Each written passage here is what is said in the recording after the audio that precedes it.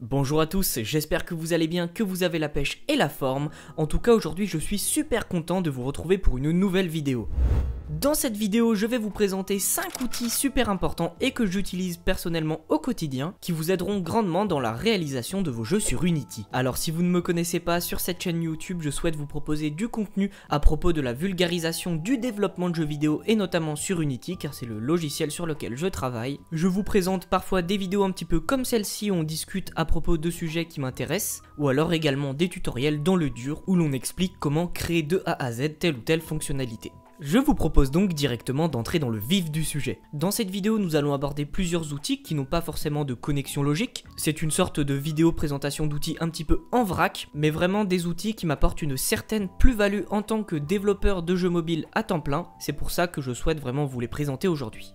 Nous allons parler dans un premier temps de Milanote et de Notion, ensuite de Git, GitHub et Fork. Nous parlerons ensuite d'un outil que nous avons déjà abordé sur la chaîne, il s'agit de Dotwin, également pour continuer Mixamo et ses superbes animations, et pour terminer, je vous parlerai d'un plugin super chouette sur Unity, il s'agit de Odin Inspector. A la suite de ces outils, comme vous continuez à m'écouter, je vous parlerai de certains outils bonus, notamment pour réaliser des jeux en ligne. On verra ça en fin de vidéo, et ça me permettra un petit peu de vous introduire cela pour potentiellement faire une prochaine vidéo où l'on parlera et décortiquera un petit peu plus en profondeur des outils en ligne. Allez, est-ce que vous êtes prêts? Let's go!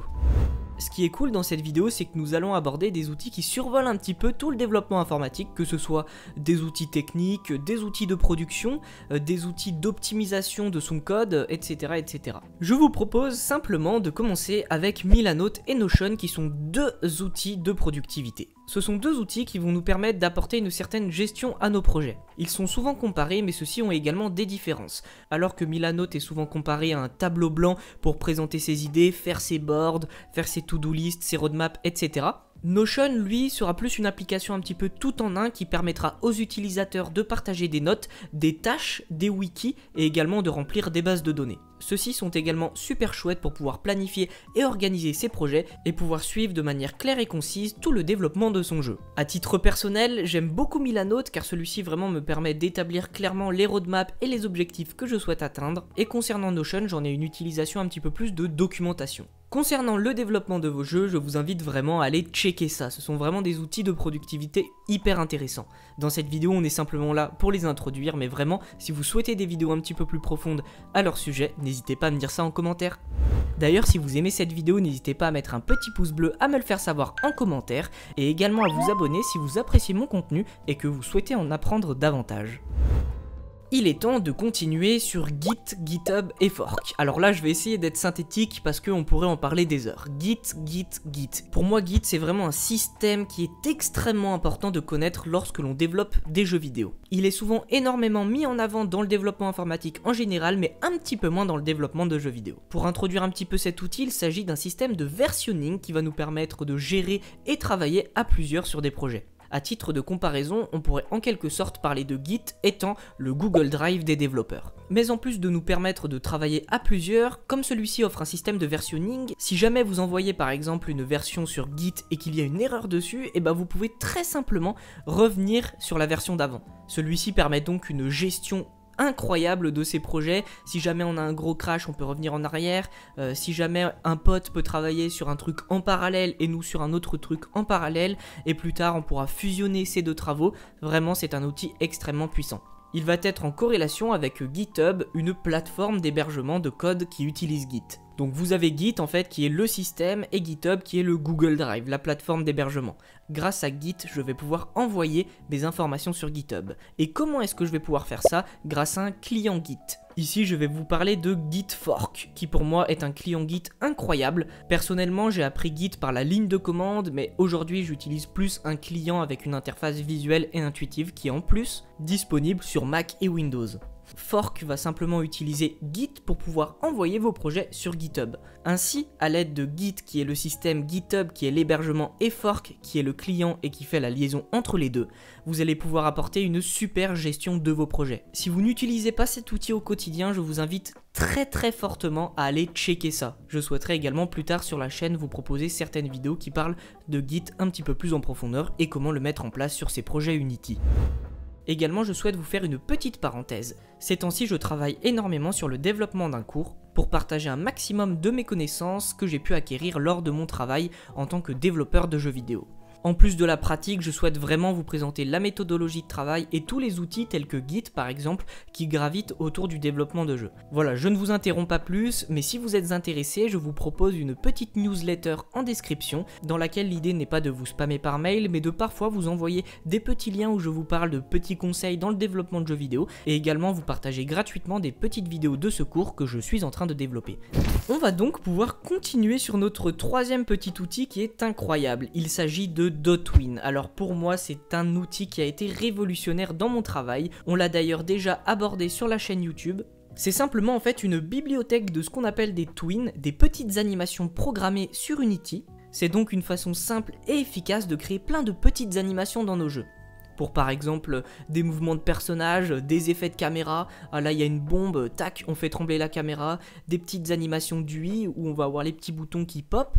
Je vous ai fait une vidéo complète sur ce sujet où je vous présente des applications de Twin sur des jeux comme Clash Royale et également comment l'intégrer dans ces jeux Unity. Aujourd'hui, premier degré, si je n'utilisais pas ce genre d'outil, je développerais le mien parce que c'est trop puissant. Donc voilà, toutes les petites animations juicy et smooth que vous pouvez retrouver dans les différents jeux mobiles sont en très grosse majorité contrôlées par ce que l'on appelle des twins. Alors encore une fois, si vous souhaitez en savoir plus, n'hésitez pas à checker la petite vidéo que je vous ai faite sur la chaîne. Et en parlant d'animation, alors ici Dotwin nous permettait de faire des petites animations programmées, mais le quatrième outil dont je vais parler s'agit de Mixamo. Mixamo va nous permettre de réaliser des vraies animations avec des rigs et skins pour nos personnages.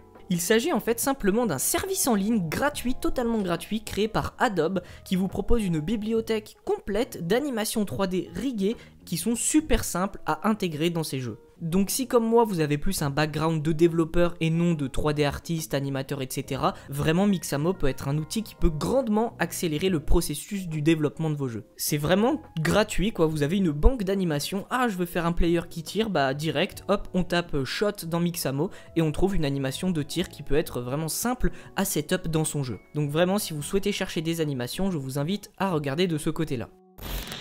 Et pour terminer, dans ces 5 outils de création de jeux vidéo, nous allons parler de Odin Inspector, qui est un plugin de Unity. Il s'agit en fait d'un outil qui va nous permettre de customiser l'éditeur de Unity. Alors si vous êtes complètement débutant, ça sera un outil à garder en tête pour plus tard quand vous aurez un petit peu plus d'expérience sur le moteur. Mais vraiment si vous souhaitez créer de nouvelles interfaces, des catégories de variables, afficher telle ou telle variable en fonction de si cette variable est cochée ou non, ça peut être super pratique. Imaginons que je crée un ennemi invincible, et bah je peux faire en sorte d'afficher facilement tel ou tel état dans l'inspecteur de Unity pour pouvoir traquer certaines variables en fonction de l'état de mon ennemi. Encore une fois ici je vous introduis l'outil, je vous invite vraiment à faire vos propres recherches car ici on parle très brièvement de celui-ci, mais vraiment pouvoir customiser son éditeur c'est vraiment super chouette et cela rajoute une grosse plus-value pour pouvoir structurer ses projets et avoir une meilleure gestion de la création de vos jeux. Donc voilà, c'est un petit peu tout ce que je souhaitais vous présenter à propos de ces 5 outils qui survolent en plus de ça un petit peu tout le processus du développement d'un jeu. Mais attendez, ne partez pas, je vous tease rapidement quelques petits outils qui vous permettront de réaliser des jeux en ligne dont on pourra parler par exemple dans de futures vidéos. N'hésitez vraiment pas à vous manifester en commentaire si vous êtes intéressé à propos de cela. Allez, on va commencer tranquille avec Photon qui est une plateforme de développement qui va nous permettre de vraiment réaliser tout type de jeux en ligne. Nakama, vraiment Nakama, un outil sous-coté et un petit peu moins connu, qui est un serveur de jeu en réseau open source que l'on peut faire tourner sur sa propre machine ou le faire héberger sur différents serveurs. Celui-ci vraiment nous permettra de réaliser tout ce qui est social autour d'un jeu, les classements en ligne, créer des clans, gérer ses amis, stocker des informations en cloud save, c'est vraiment super chouette comme outil. Pour l'avoir testé dans mes propres jeux, très facile à mettre en place et incroyablement puissant. OneSignal, petit outil incroyable qui va vous permettre d'envoyer par des serveurs des notifications push à vos joueurs.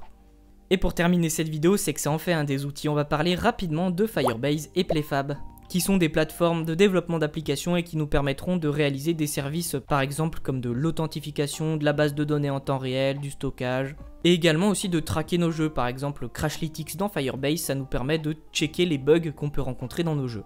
Donc voilà, ici on ne va pas rentrer plus en détail dans ces outils en ligne, c'est ce qui va donc conclure cette vidéo. J'espère que celle-ci vous aura plu et de mon côté, le cours que je suis en train de développer, dans celui-ci je souhaiterais aborder vraiment tous ces outils en profondeur. Donc voilà, je vous remercie vraiment de m'avoir écouté, ça m'a fait vraiment plaisir de vous partager ces petits outils que j'utilise quotidiennement et que je trouve vraiment incroyables. Je vous invite vraiment à vous plonger dedans et découvrir comment ils fonctionnent et comment les mettre en place dans vos jeux. Si vous avez aimé la vidéo, je vous invite également à mettre un super pouce en l'air, à mettre un petit commentaire et également à vous abonner, ça me ferait vraiment plaisir et ça m'aiderait à avancer sur cette chaîne YouTube. Allez, il est temps pour moi de vous dire à la prochaine et bon courage dans vos projets. Allez, ciao tout le monde, ça m'a fait vraiment plaisir de vous partager cela. Ciao!